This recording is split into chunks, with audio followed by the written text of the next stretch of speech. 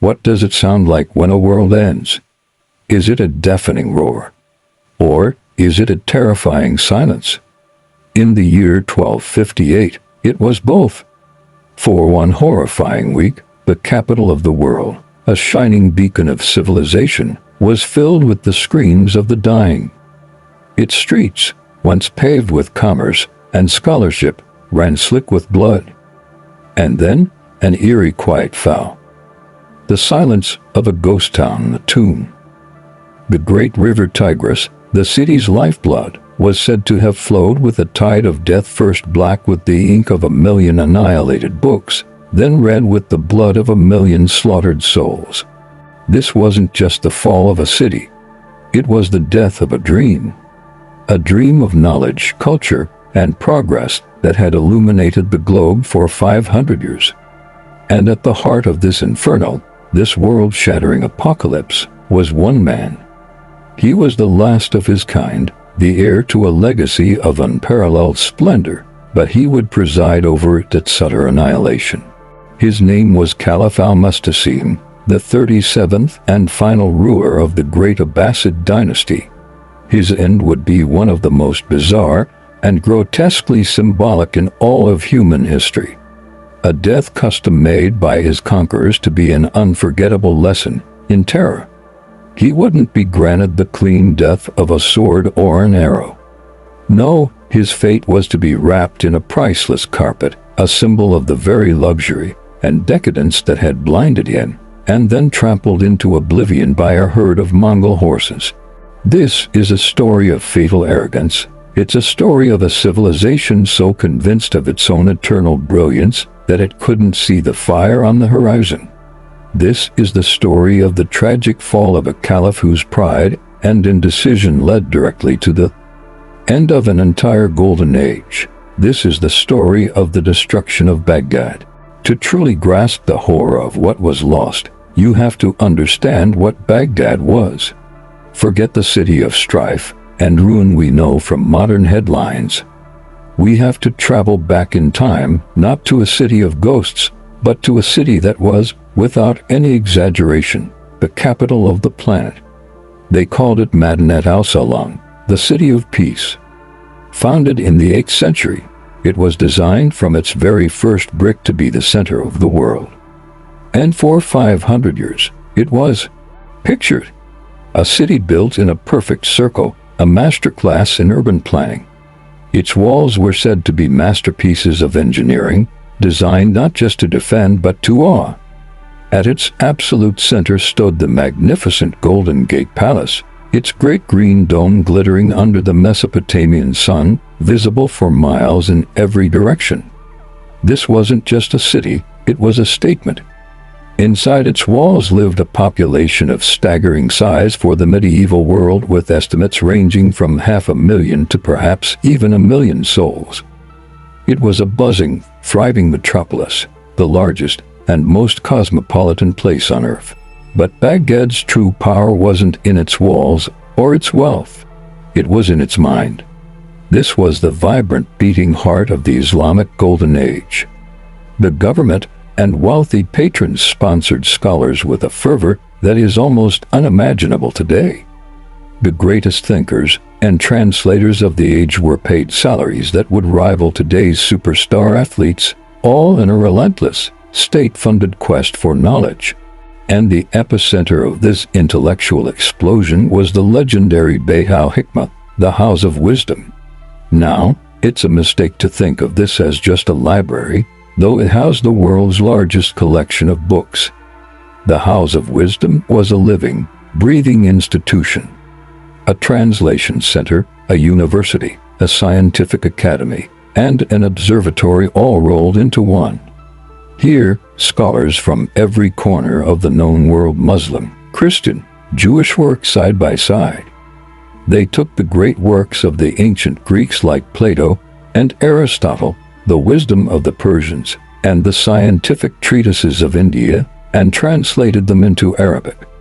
They didn't just preserve them, they built upon them, correcting and expanding them.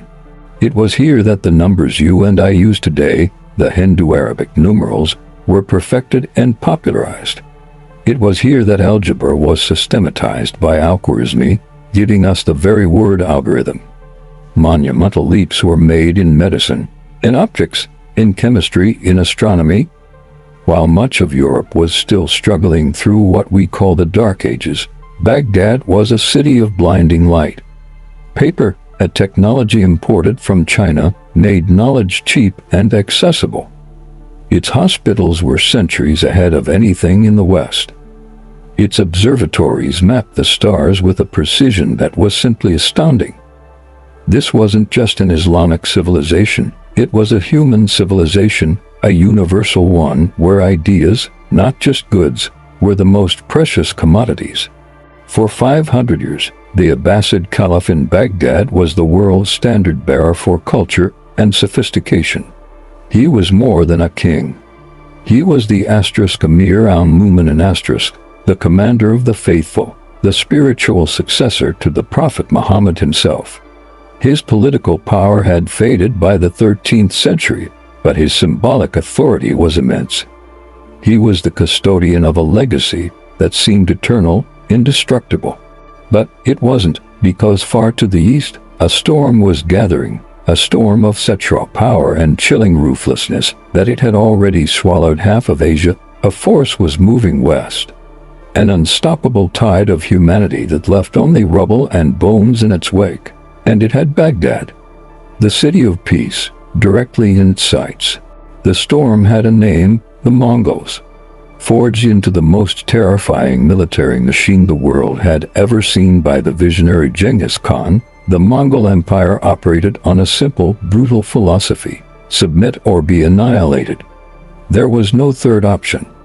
By the middle of the 13th century, their empire was the largest contiguous land empire in history, a testament to their mastery of warfare and their absolute ruthlessness.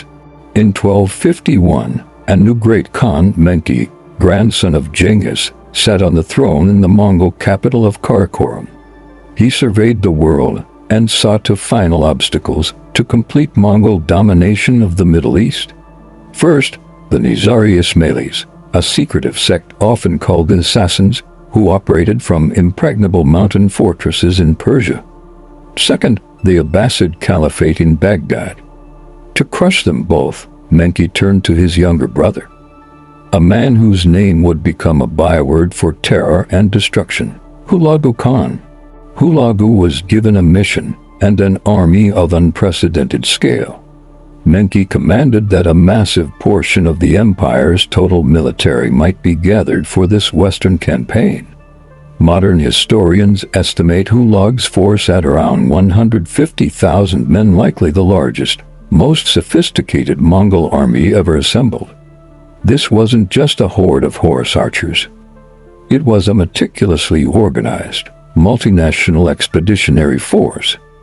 It included 1,000-strong corps of elite Chinese siege engineers who were masters of catapults, trebuchets, and gunpowder weapons. It included huge contingents of Christian troops from vassal states like Georgia and Armenia, who had old scores to settle and eagerly joined a campaign against the heart of Islam. This colossal army moved with a deliberate, terrifying patience. It took years for them to crawl from Mongolia to Persia, a moving city of men and animals that turned the landscape into a dust bowl. Their first target was the Assassins. In 1256, Hulagu's forces did what no one thought possible. They systematically dismantled the Assassins' network of mountain castles, including the legendary fortress of Alamut, shattering a power that had haunted the region for over a century.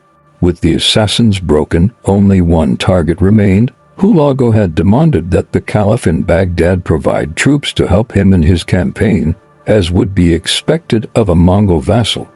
The Caliph had refused. To the Mongols, this wasn't just an insult. It was rebellion. It was a death warrant. From his camp in what is now western Iran, Hulagu Khan turned his gaze towards Baghdad. In late 1257, the Great Storm began to move.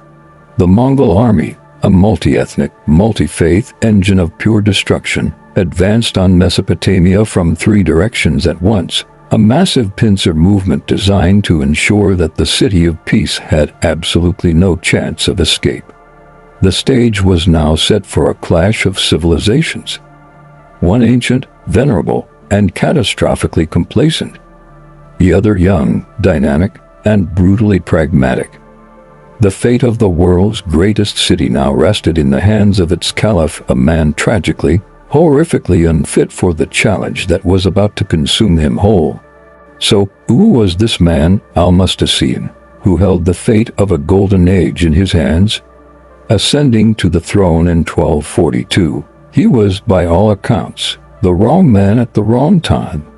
While some sources paint him as pious and kind, he is almost universally remembered as weak, indecisive, and fatally arrogant. He was a man who seemed more interested in the shimmering silks and courtly protocols of his palace than in the existential threat gathering on his border. His court was a viper's nest of backstabbing and division. A bitter rivalry poisoned his inner circle.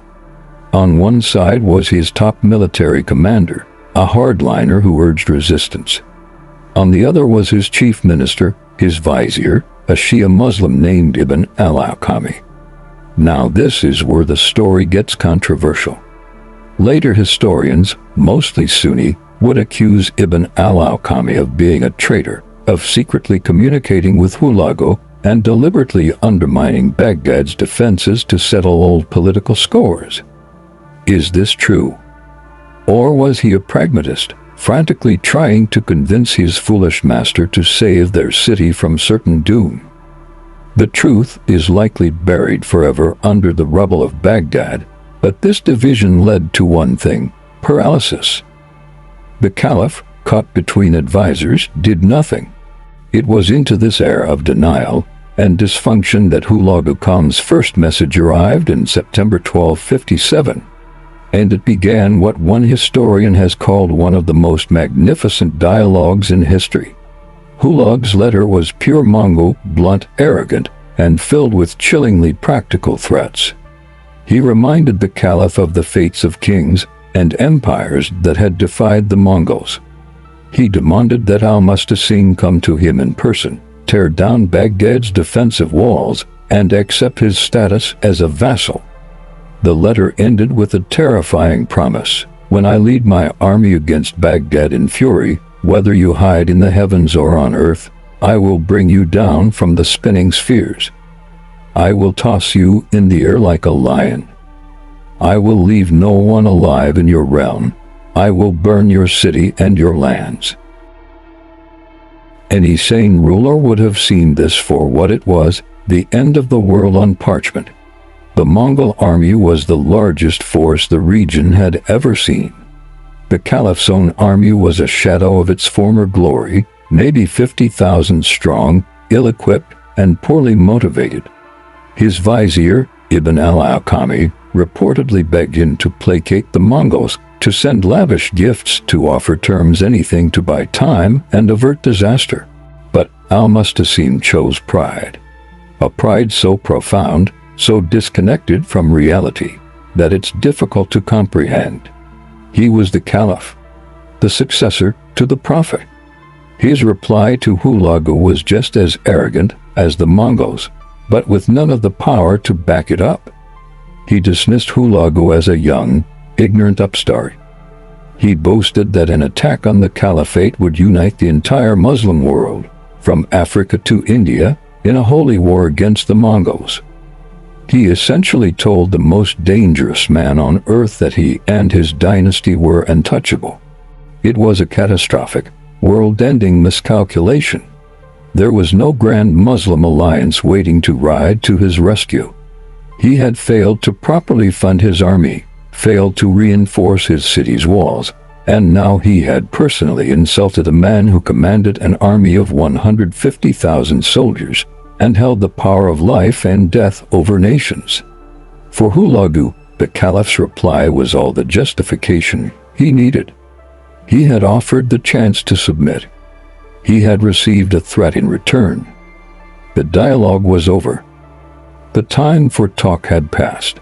The caliph stood on the crumbling ramparts of a 500-year-old legacy, believing it made him invincible. He was about to learn that history respects only one thing: power.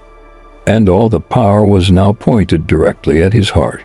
This story is a brutal reminder of how fragile even the greatest civilizations are. Here at Chronicles of Old Tales, we bring these pivotal, often forgotten moments to life. If you're finding this story as compelling as we do, please take a moment to hit that subscribe button. It helps us continue to uncover the dramatic tales that shaped our world. Now, let's see what happened when the storm finally broke. In November of 1257, the Mongol war machine began its final, methodical approach. Hulagu split his massive army into 3 columns, weaving an inescapable net around Baghdad. One force swept down from the north, another hooked up from the south along the Tigris, while Hulagu himself commanded the main central force, marching directly from the mountains. By January 1258, the jaws of the trap had snapped shut. Hulagu set up his command post on the eastern bank of the Tigris, while his top general occupied the western bank. The city of peace was now an island of fear, completely cut off from the world. The Caliph's army, in a moment of sheer desperation, made one and only one major attempt to fight back. They sortied out of the city and met the Mongols on the western bank. For a moment, it seemed like they were having some success, pushing the Mongol vanguard back. But it was a trap. It was always a trap with the Mongols. While the Abbasid forces pushed forward, Mongol engineers, who had been working furiously through the night upstream, broke the dikes, flooding the entire area behind the Caliph's army. The Abbasid soldiers were caught between the Mongol arrows to their front and the rising floodwaters to their rear. The battle became a slaughter. They were bogged down in the mud, easy targets. Thousands were cut down. Thousands more drowned. In a single, disastrous engagement, the Caliph's main field army was wiped from existence. The siege hadn't even properly begun, and the war was already lost. The formal siege of Baghdad began on January 29, 1258. Hulagu's Chinese engineers went to work with terrifying efficiency. They built a palisade and a ditch around the entire city, sealing it into a tomb. Then, the bombardment started. A vast orchestra of destruction catapults, mongonals, and massive trebuchets began to hurl a relentless storm of stone and fire against the city's eastern walls. The famous walls of Baghdad, neglected for years, began to crumble. The assault was shockingly swift. By February 5th, barely a week into the siege, the Mongols had punched through the eastern wall. Their forces poured into the breaches, securing a foothold inside the city itself. Total panic gripped Baghdad. Only now, with Mongol banners flying from his own city walls, did Caliph Al-Musta'sim finally try to negotiate. He sent out his son and other envoys to plead for terms. It was far too late. Hulagu, who might have accepted a timely surrender weeks earlier, was now filled with contempt. His response was ice cold. He reportedly had a delegation of 3,000 of Baghdad's nobles who came to offer surrender. Separated and killed on the spot. His demand was now absolute, unconditional. On February 10, 1258, with no other choice, the Caliph of the Abbasid Dynasty, the spiritual leader of Sunni Islam, the commander of the faithful, walked out of his city and surrendered himself and his family to Hulagu Khan. Hulagu then made a chilling command. He ordered the Caliph to tell his people to disarm and leave the city. The citizens, believing they would be spared, obeyed. They streamed out of the gates, where they were herded into groups by the Mongol soldiers. For 3 days, a terrifying calm fell. The people of Baghdad waited, suspended between a desperate hope for mercy and the dread of what was to come. On February 13th, the judgment came. Hulagu Khan unleashed his army. The gates were thrown open, and the week of destruction began. What happened next was not a sacking. It was an apocalypse. It was a week-long systematic erasure of a civilization, carried out with the cold, brutal efficiency that was the Mongol trademark. The army, joined by their vengeful Christian allies, poured into the now defenseless city and began a massacre that still defies comprehension. How many died? We'll never know for sure. The numbers are debated by historians, ranging from 200,000 to well over 1 million. But the exact figure is almost irrelevant. The scale of the slaughter was so immense it changed the course of history. Men, women, and children were cut down in the streets, in their homes, in their mosques. The only people explicitly spared were the city's Nestorian Christian community, a gesture from Hulagu, whose own mother and favorite wife were Nestorian. For everyone else, there was no mercy. The week of horror turned the architectural marvel of Baghdad into a stinking, corpse-choked charnel house. But the Mongols weren't just killing people, they were killing a culture. The grand palaces, the mosques, the hospitals. The workshops, the pride of the Islamic world, were looted bare and then burned to the ground. And then they came for the libraries. They came for the House of Wisdom and the countless other collections of knowledge that made Baghdad the intellectual capital of the world. The stories passed down through generations are heartbreaking. Tens of thousands, perhaps hundreds of thousands, of priceless, one-of-a-kind manuscripts were destroyed. Works of philosophy, science, medicine, poetry. Some were used as kindling. Many, many more were thrown into the Tigris River. And this gives us one of history's most potent and tragic legends, that so many books were dumped into the river that the water ran black from the ink of their dissolving pages. A significant portion of the intellectual inheritance of humanity was lost forever in a single week. The river that had given Baghdad life now flowed with the twin symbols of its death, black with knowledge and red with blood. And the Caliph, the man whose folly had brought this hell on earth, Hulagu toyed with him. For days, Al-Musta'sim was forced to watch the butchering of his people and the leveling of his city. He was forced to reveal the location of his secret imperial treasury, a vast hoard of gold and jewels that he had selfishly failed to use to pay for his city's defense. But his final fate was yet to come. The Mongols held a deep shamanistic taboo against shedding royal blood upon the earth. To kill a king in the normal way was to invite bad luck from the spirits of the sky and the ground. So for their most high-profile enemies, they devised special, bloodless methods of execution. A Russian prince was once laid under a wooden platform upon which the Mongol generals held a victory feast, crushing him to death.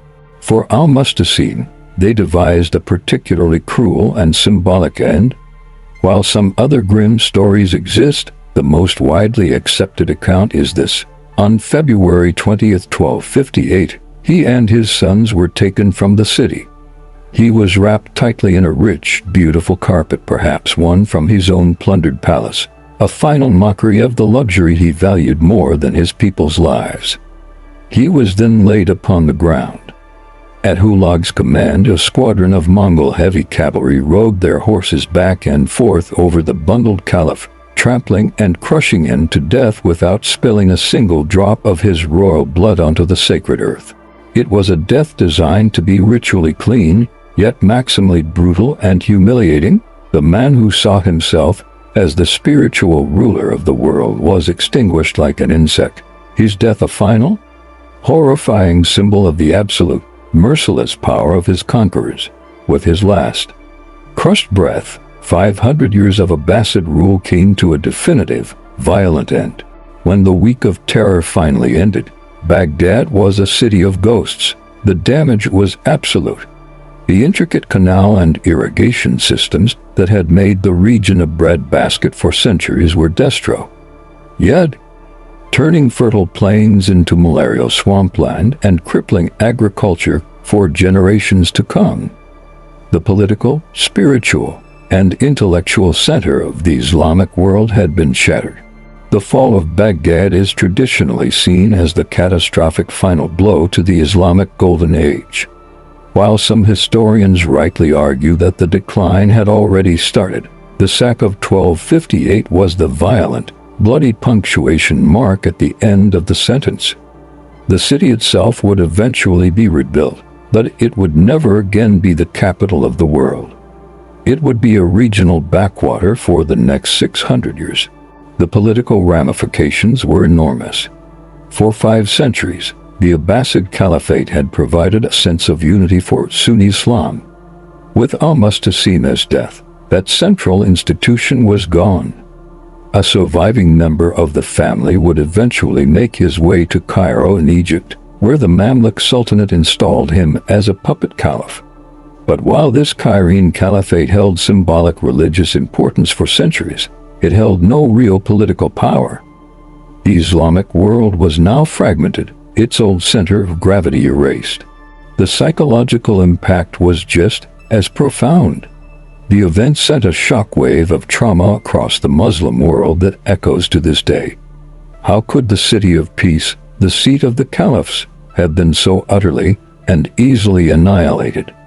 The story became a cautionary tale, a symbol of Mongol barbarity, but also a searing lesson on the consequences of weak, divided, and arrogant leadership.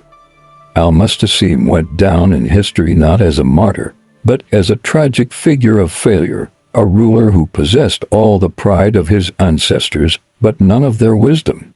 The loss of knowledge was simply incalculable, while some scholars, like the brilliant Nasr al-Din al-Tusi, who had cannily joined Hulag's retinue, managed to save thousands of manuscripts before the destruction.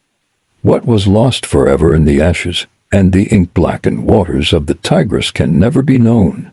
The story of the caliph who was wrapped in carpets and trampled to death is one of history's most brutal lessons. It shows how fragile even the most glorious civilizations are, and how quickly centuries of progress can be wiped out. It's a stark reminder that no city, no empire, and no golden age is forever. The fall of Baghdad wasn't just the end of a dynasty, it was the end of a world, a catastrophe born from the fatal collision of an unstoppable force and an immovable, but tragically hollow object. The tragic downfall of Baghdad teaches us that history is shaped not only by great conquerors, but also by the catastrophic failures of those who stand in their way. The clash between Hulagu Khan and Caliph Al-Musta'sim was more than a battle of armies. It was a battle of worldviews. One was ruthless, pragmatic, and brutally forward-looking. The other was lost in the glories of its past, unable to recognize the deadly reality of its present. The result was one of the greatest cultural calamities in human history. Thank you for joining us here on Chronicles of Old Tales for this deep dive into one of history's most dramatic falls from grace. If you believe these stories from the past are essential to understanding our present, please consider liking this video and subscribing to the channel. Your support is what allows us to keep bringing these pivotal, often painful, but always important stories to life. We'll see you on the next journey into the past.